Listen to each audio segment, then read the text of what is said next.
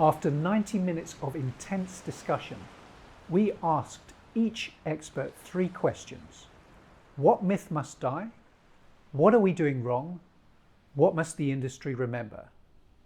Their answers challenge comfortable assumptions and reveal uncomfortable truths. From the illusion of transferred responsibility to the reality of safety theatre, these final reflections determine whether the new guide succeeds or merely shifts liability. David, you're looking suitably composed. Should we come to you first? Sure, I'll throw myself out. I think one of the biggest myths from my experience and my stuff is that when the POAC or STS superintendent comes on board, that all the responsibility is taken away from the ship and the crew. Too many times have I stepped on board and everybody, oh, you're here. I don't need to do anything anymore. I have no more responsibility. All responsibility is yours. And it's not just one ship, it's both ships that say that to you. And you're like, no, I want to stress that that's person and overall advisory control, not actual overall control of everything. You still retain control of your ship's captain. And so I think that one of the things in the guide that does state that out a little bit more clearly is that the master still has a role and a responsibility in there, and I think that that's a really good piece of that. 10 years from now, I think that we're all sitting here thinking that nothing's going to change in 10 years. Everything's going to change in 10 years. It's always changing, and to sit here and say that this is the final document that we're going to see, or this is the final changes that we're going to see, that's just naive to think about. But in 10 years we're going to have, in 2 years we're going to probably have something completely different that's going to add some value to everything, and at every point it always does. And then the third part was the one key takeaway. I think that us coming in this room and collaborating and talking about this and bringing so many different pieces together, and I think you and I were talking about this earlier, Ruth, is just that one of the things that as ITAL co-chair that I've strived to change is that barrier between STS providers and ship owners and everything, that we all have a responsibility to help improve this, to make the operation safer. All ship owners and everybody talks about safety first, which I think is a myth as well too in that regard, but the only way we're going to do that is by doing that all together to make STS operations safer, because it is a high-risk operation, it is dangerous, and there's a lot that gets involved in that. I think people forget about that, and I think that's what we need to take away, is that we can work together to improve this all together. Thank you. Ruth, please. Yeah, I mean, I can't stand questions like this, I have to be honest, and it deals in extremes, which I don't like either, because it's highly subjective. But I mean, I think the biggest myth or misunderstanding that people potentially will have when they're looking at some of these additional requirements in the guide is that it needs to, this is just an additional and needless administrative burden, and it's more bureaucracy. These positive safety steps require extra effort, but if you embed them in processes and everybody understands why they're doing, they can be adopted and just become part of day-to-day. So that's the biggest potential myth. And then I think, in 10 years, I can imagine there are many things we think we'll be doing wrong. I imagine technology will have moved on, and we'll be thinking that how we used to do these operations is completely crazy, given we could have been doing it however we'll be doing it in 10 years. Bit of a cop-out answer. But again, key takeaway, very similar to David. I think this has been a great bringing together of people who are involved in the same operation that don't often all discuss together, and I think that's really an area we can improve. We've worked very nicely with AET in Brazil over the last couple of years and beyond, and that's something I think we all can benefit from, because some of the elements that are in the guidance, like stop work authority that we're saying requires people to feel safe, everybody who's on board there, like I said, needs to understand that. So collaboration is key. Thank you. Alex. From my perspective, First of all, thank you very much for the invitation. I forgot to thank you, and for this unexpected call to discuss about such an important matter. The myth or misunderstanding that we face quite often in Dynamarine during the risk assessments and screenings is that the STS guide is just a guide and it's a best practice and you don't really have to follow it. So we end up explaining to ship owners and other interested parties that what is the best practice. So the definition of the best practice is it's something which includes minimum risk. So if you follow the best practice, there is a risk, but it's minimum risk. That's why we call it best practice.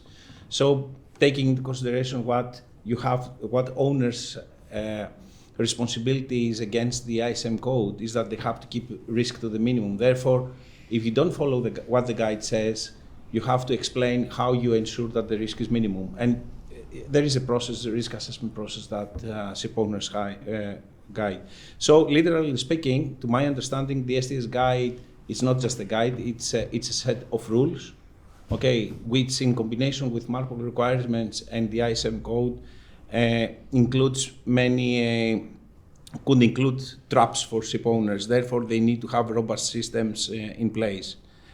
As a key takeaway, I would like to think that I'm not an expert in actual STS operations. We are a risk assurance organization, so I would like to see more experts being involved in such writings of guides, because I have heard a number of people that had very nice ideas but could not be heard.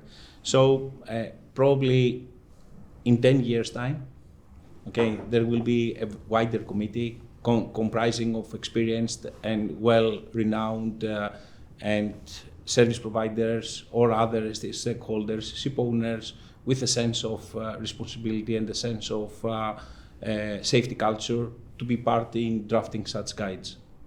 Thank you. Andy?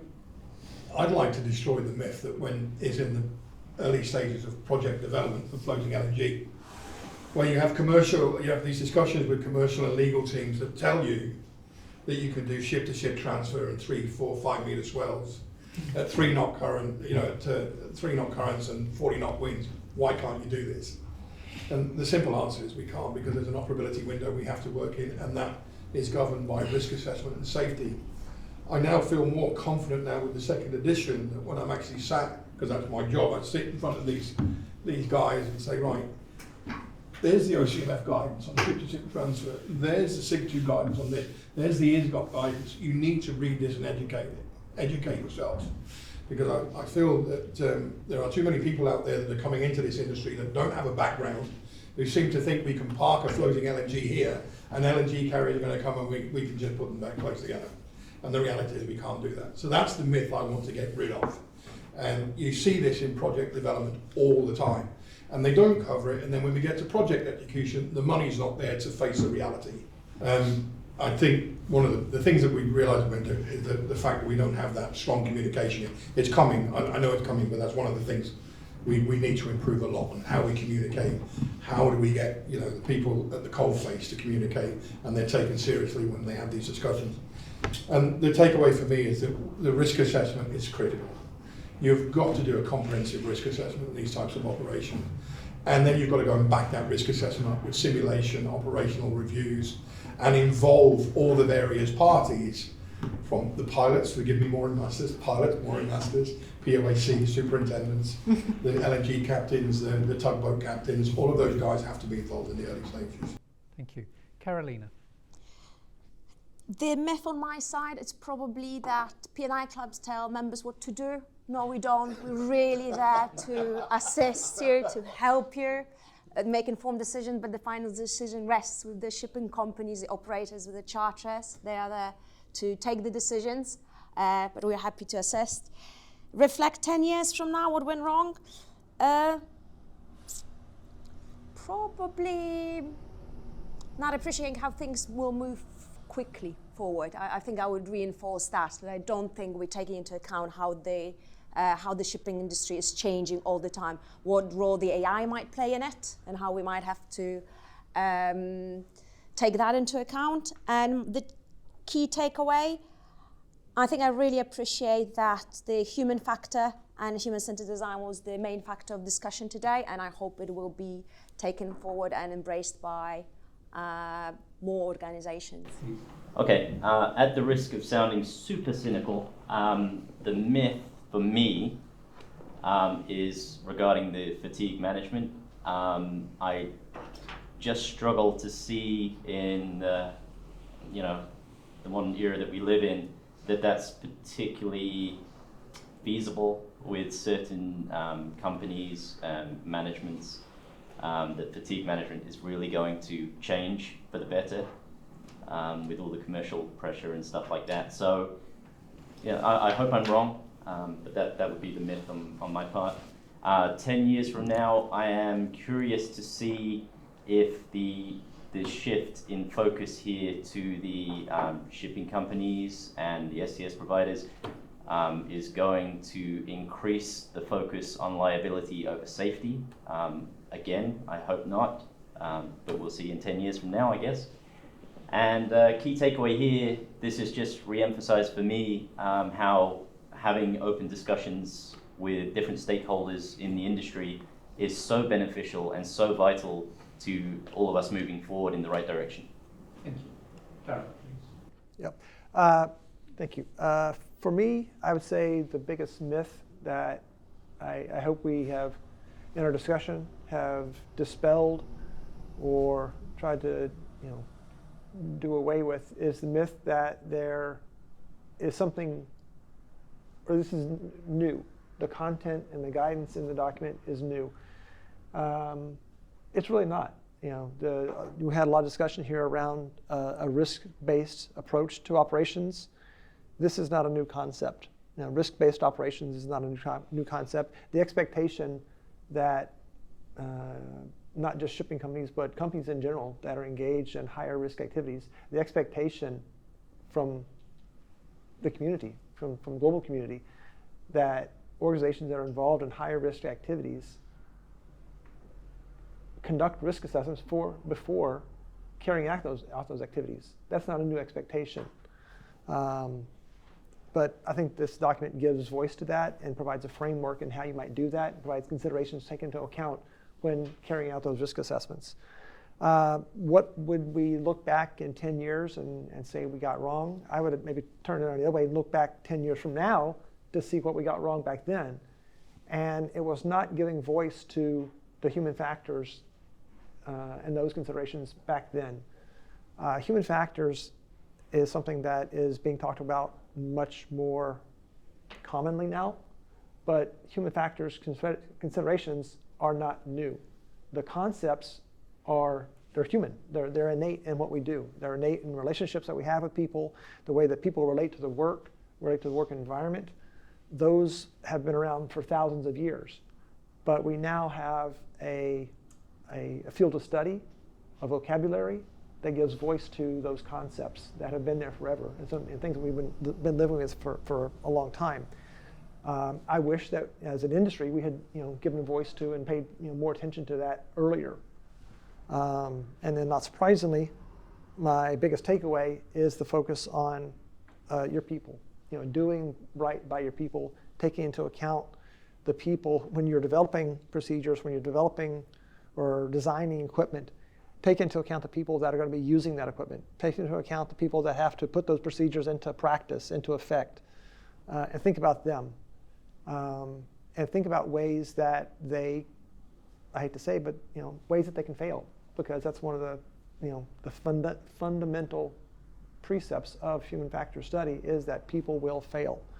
And the key is how do we build systems and how do we build processes that are more are resilient to that human failure, and how do we help the people that are operating those systems, how do we help them recover from that failure?